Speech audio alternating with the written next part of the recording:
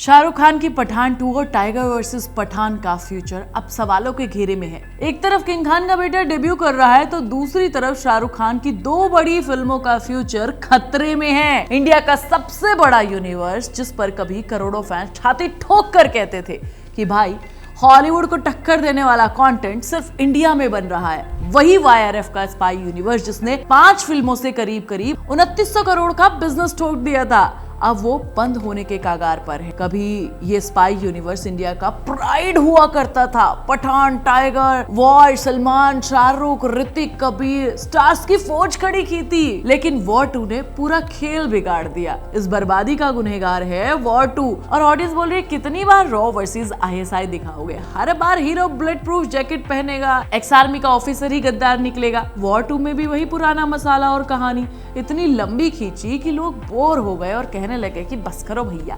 और इतना ही नहीं, एक्शन मूवी है लेकिन एक्शन का ऐसा लॉजिक भैया कहीं नहीं देखने को मिलता है। हीरो बॉम्ब ब्लास्ट में बच जाता है, विलन की गोली कभी लगती नहीं है, ऑडियंस पागल है भैया, है ना। ऐसा तो होता ही नहीं है। इसे देखने से अच्छा मैं कोई टिपिकल सीरियल देख लूं, वो ज्यादा अच्छे निकल जाते हैं यार। वहां पर जिस तरीके से लॉजिक गायब होता है, इसमें भी लॉजिक गायब है। और जानते हो क्या लगता है, पता है मुझे क्या, वाईआरएफ को अपनी स्टार पावर पर कुछ ज्यादा ही भरोसा था।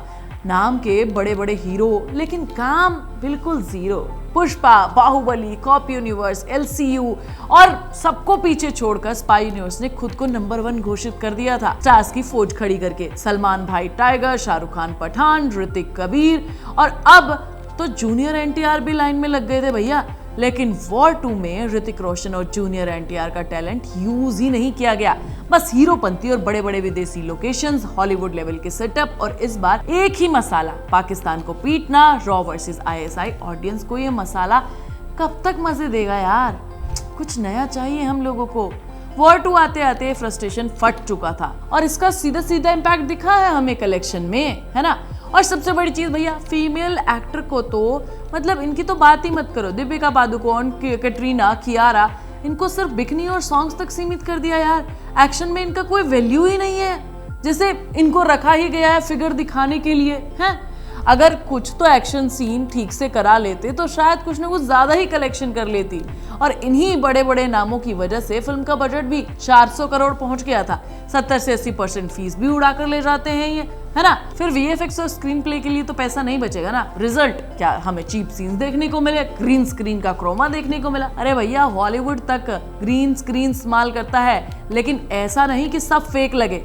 सारा फोकस स्टार लोगों की एंट्री पर ही आप खर्च कर देते हैं। कॉन्सेप्ट ठीक ठाक है नहीं, लेकिन कहानी यहाँ फिसल गई यार। जूनियर एनटीआर के कैरेक्टर विक्रम, जो बचपन से कबीर को यार मान रहा है, वो अब उसका सबसे बड़ा दुश्मन बन गया है। दोनों दोस्त मिलकर क्यों दुश्मन बने भाई? इतनी सी बैक स्टोरी खींच दी तुमने, 3 घंटे का तमाशा बना दिया। ऊपर से विलन का नाम रखा कली, जो इंसान नहीं बल्कि अलग अलग देशों का एक समूह है। इल्यूमिनाटी टाइप कॉन्सेप्ट चल रहा है यहाँ पर। साफ दिख रहा है कि मेकर्स कल की 2898 एडी के कॉन्सेप्ट से इंस्पायर होकर अपनी फिल्म में ठूस ठूस कर चीजें डाल रहे हैं, क्योंकि उनके पास अपनी कहानी तो थी नहीं, तो सोचा दूसरों की कहानी चुरा कर ही कुछ बना लेते हैं। ऑडियंस की ये हालत हो गई कि लोग कहने लगे कि टाइगर 3 मास्टरपीस थी, मास्टरपीस।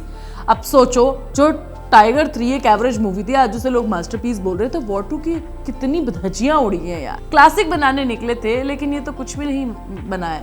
डे 1 नंबर सबको पता है कि कितना कलेक्शन किया है। 2019 में वॉर 2 ने डे 1 पर 53.35 करोड़ कमाए थे और वॉर 2 ने भाई 6 साल बाद भी 51.25 करोड़, यानी कि इतना कम पैसा कमाया है। 2 सुपरस्टार होने के बावजूद भी, पुरानी फिल्म का कनेक्शन होने के बावजूद भी अपनी पुरानी फिल्म के नंबर नहीं छू पाए हैं।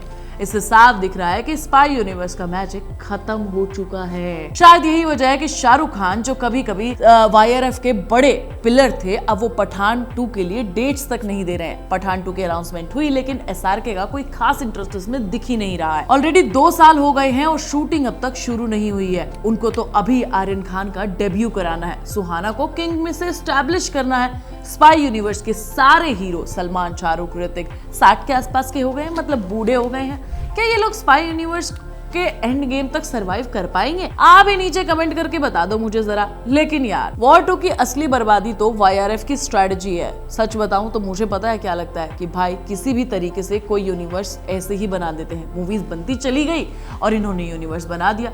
अगर बॉलीवुड वालों को अपनी मूवीज के साथ ऐसा ही करना है तो मैं कहती हूँ कि रिलीज ही मत करो।